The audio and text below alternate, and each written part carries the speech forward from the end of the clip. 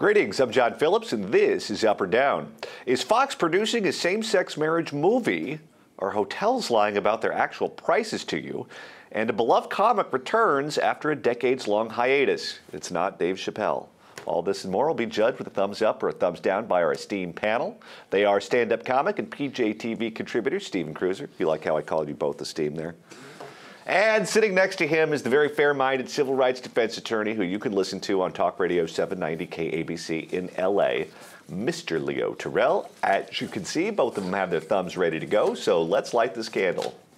Our first topic includes a movie. Fox has announced that it'll start production on a new movie centered around the Supreme Court gay marriage decision. The movie will follow the story of Jim Obergefell.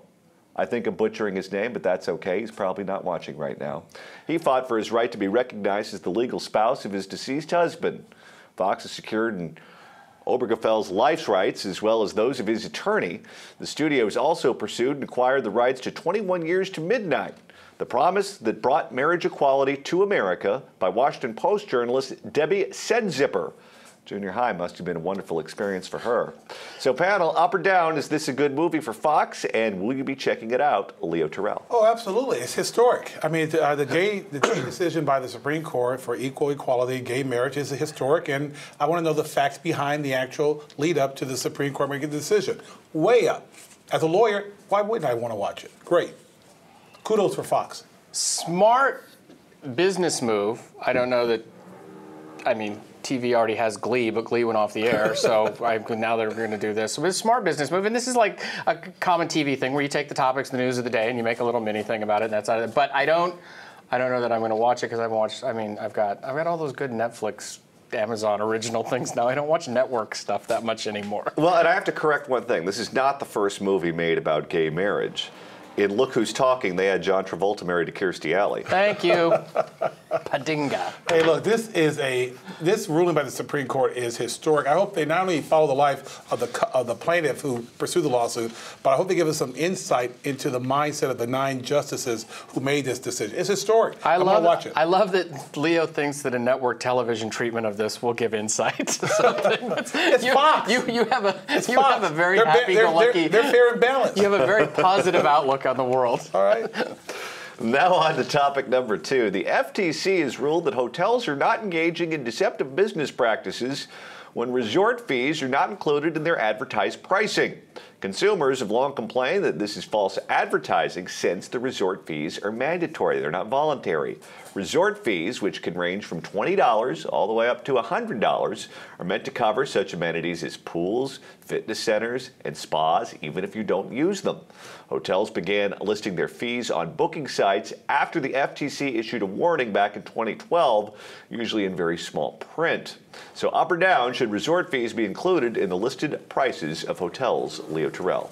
No, come on. Do we ever believe the price that we see initially? Don't we always assume there's hidden charges? So I'm not going to be naive and require them to put all these fees up front. They're trying to induce you to inquire, and then you learn the true value, and you make a decision one way or another. Hey, I'm going to go elsewhere. But wait a minute. For a lot of the cars, yes, when they advertise those prices. Like Cal Worthington? Yes. Okay. They say that's a stripped-down version. So if you want the air conditioning, that's going to be extra. If you want the doors, that's going to be extra. That's right. If you want whatever, you're going to have to pay more. Right. But for the hotel room, you can't say no. At the car lot, you can say no to all the bells and whistles. You can't do that at the Mandalay Bay. Oh, I agree, but the point here is that you buy into the assumption that that's the final price. I've never seen an advertised price as the final price, regardless. Okay, Leo's totally wrong. What's your take?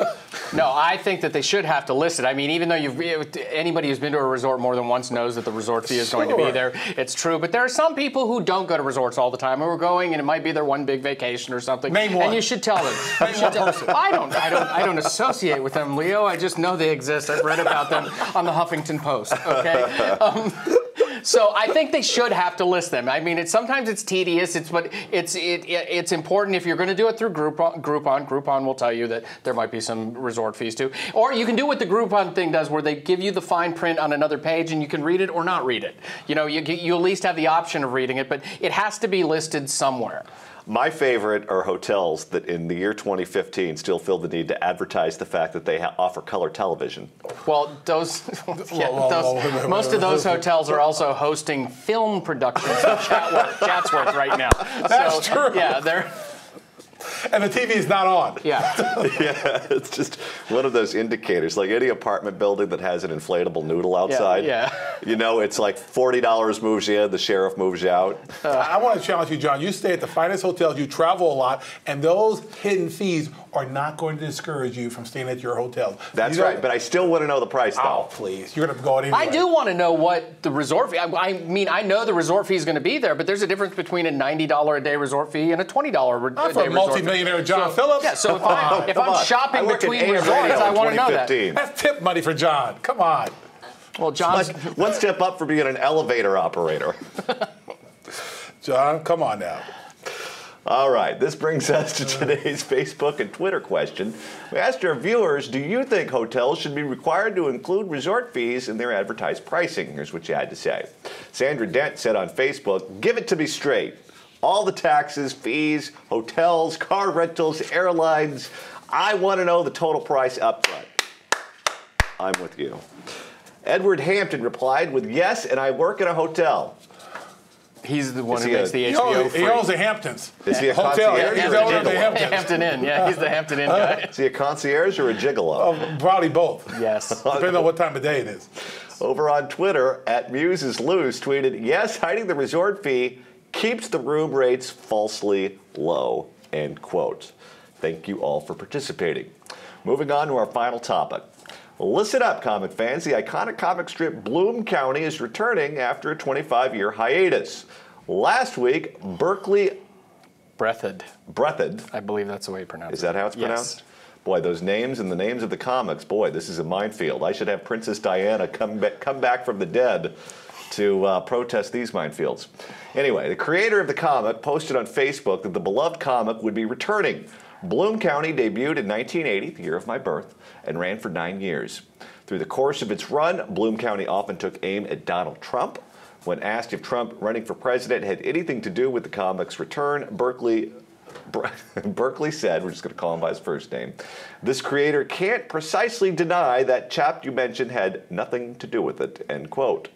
So panel, up or down, are you excited for the return of Bloom County? It's a conspiracy to undermine the Trump campaign? No. It wasn't funny when I first saw it, when they first started coming out.